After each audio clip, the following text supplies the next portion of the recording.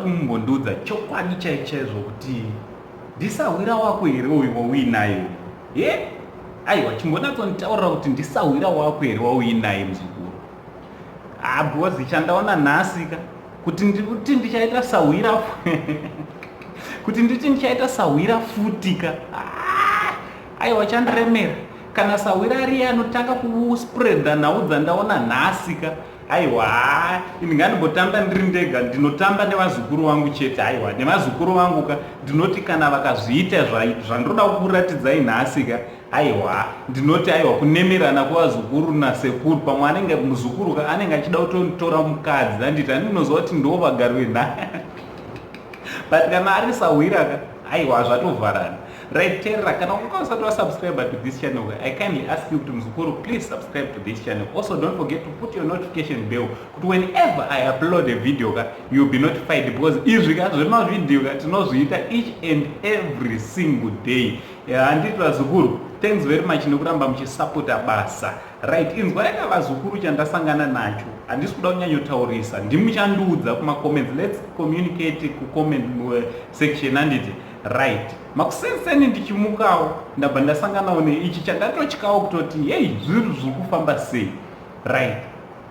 Pane tweet yanyorwa naadvocate GV Freedoms handiti advocate GV Freedoms vabva vanyora vakati zvoni sad news manzwa vatotanga nekutongo sad news, rest in peace, a true leader with so much to offer, you will be missed, gone too soon.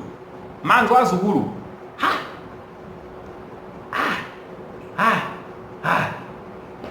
vakomana vanhu vakatobatikana nekuti pane tsaona yemotikari yaitika, motikari inenge yanga yakafanana zvisingaite nemotikari yaLumumba anditi.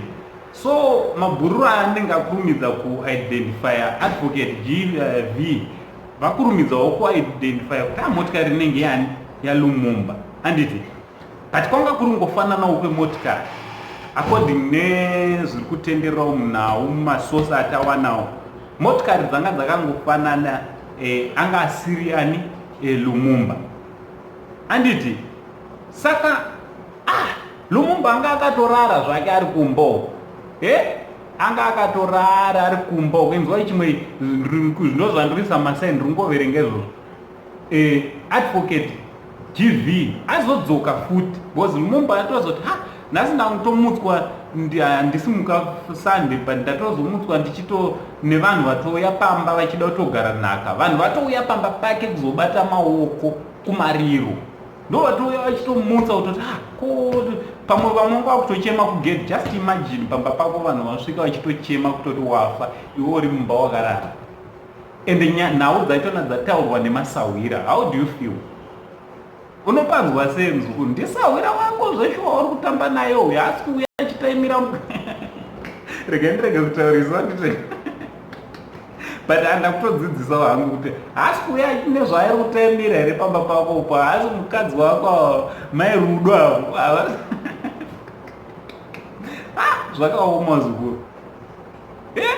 Ati hauna information yekuti munhu afa zveshuwa but watoposta kare, hauna kuitawo power rekumhanya regai ndinyarare ndo zvandaisa mase